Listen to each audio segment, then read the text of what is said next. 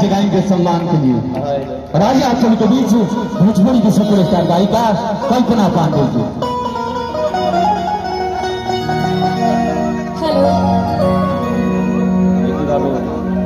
आज हम आइल बानी काशी बनारस से चल के, काशी बनारस जी बाबा विश्वनाथ जी के धरती से हम चल के आइल बानी आप सभी लोग के मेला और गांव में कल्याणपुर में मैया के दरबार में आप सभी लोगों का प्यार पाने।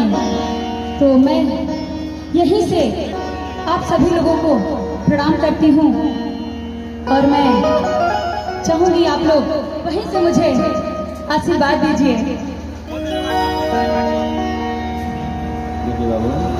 और हमारे भोला बाबा जो हमारे हैं, एक तो भोला बाबा हैं जो सबके हैं, है ना?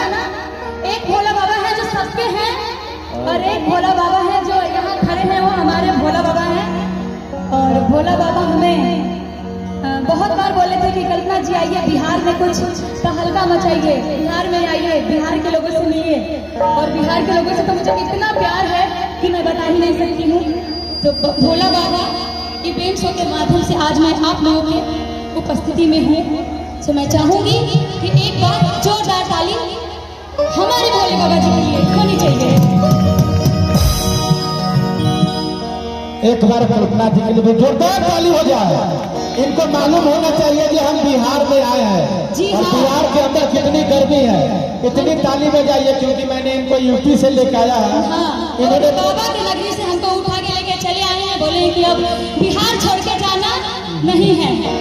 इन्होंने बहुत फिल्मों में भी गाना गाई है, इनका बहुत सा एल्बम आया है, बहुत इन्होंने काम किया है, फिल्म एल्बम सीरियल, बहुत ये आर्टिस्ट भी है, सिंगिंग भी करती है और इनका बहुत नाम है यूपी में। तो मैंने बोला आप इतनी अच्छी हो, इतना नाम है, पर बिहार चलिए, बिहार के लोग आपको इतना प्यार करेगा कि आपको बिहार में रहने की इच्छा हो जाएगी। रहने की इच्छा नहीं, हम सोच रहे हैं बिहार में बस जाए। जियो मेरी सरजी। एक बार जोरदार ताली हो जाए कल्पना जी के लिए, जोरदार ताली हो जाए।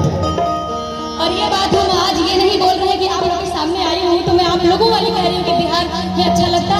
एक्चुअली मुझे बिहार में बहुत अच्छा लगता है। मेरे बड़े पापा, मेरे पापा बिहार पुलिस में ही हैं, तो मुझे बिहार से बहुत लगाव है।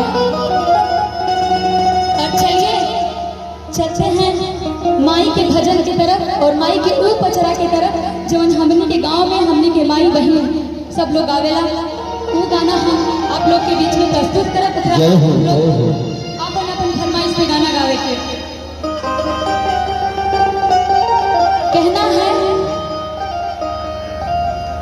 कहना है माँ की ज्योति से नूर मिलता है, माँ की ज्योति से नूर मिलता है और सबके दिल को सुकून मिलता है।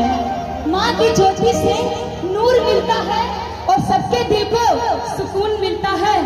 जो भी जाता है सच्चे मन से, जो भी जाता है सच्चे मन से फिर मैया के दरबार कुछ न कुछ तो जरूर मिलता है।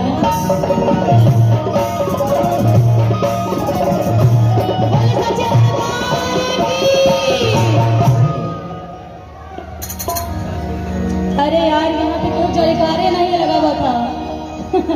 जयकारा लगाओ में भी कंजूसी हुई का। बोले सच्चे दरबार की। लगत नहीं कि हम बिहार में आए बानी। देखिए बात कहो कि रउआ लगे अगर पिहिया बा तो हमरा लगे कुर्सी बा, कि रउआ लगे पिहिया बा तो हमरा लगे कुर्सी बा। और जे माई के दरबार में जयकारा ना लगाबो तो सबके अपन अपन माई के क्रिया बा। एक बार एकदम जोरदार जयकारा होके चाहिए। प्रेम से बोली शेरों वाली मैया की। अब हम आगे बिहार में बन आइए कल्पना।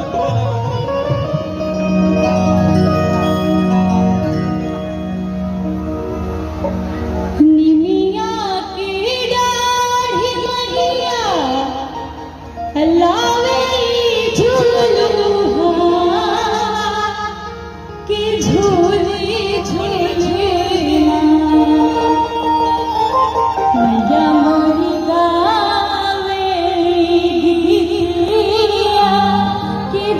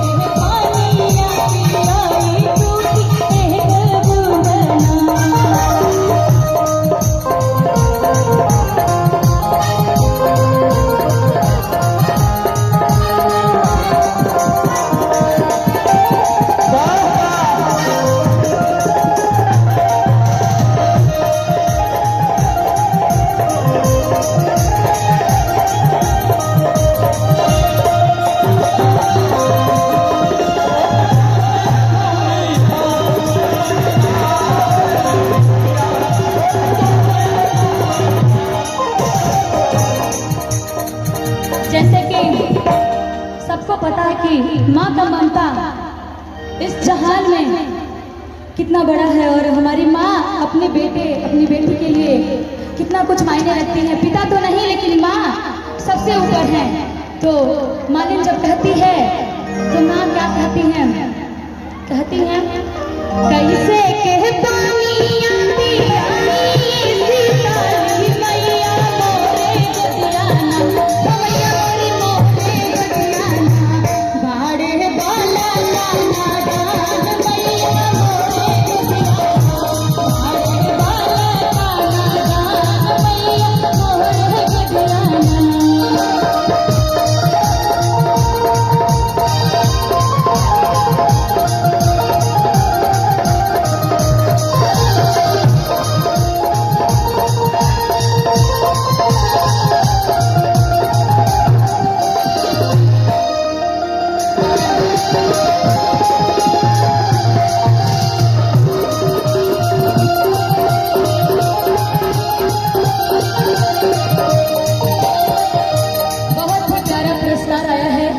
दरबार में मनीष सिंह जी के द्वारा मैं उनको यहीं से प्रणाम करती हूँ।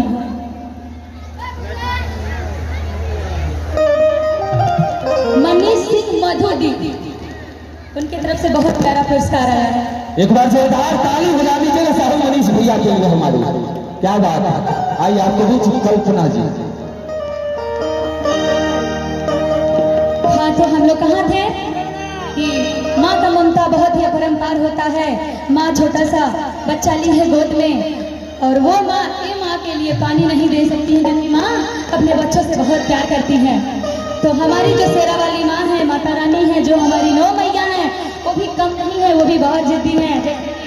हम लोग बहुत जिद करते हैं ना घर में अपने मम्मी पापा से, वैसे माता रानी हमारी बहुत जिद्दी है और कहती हैं एक बूंद पानी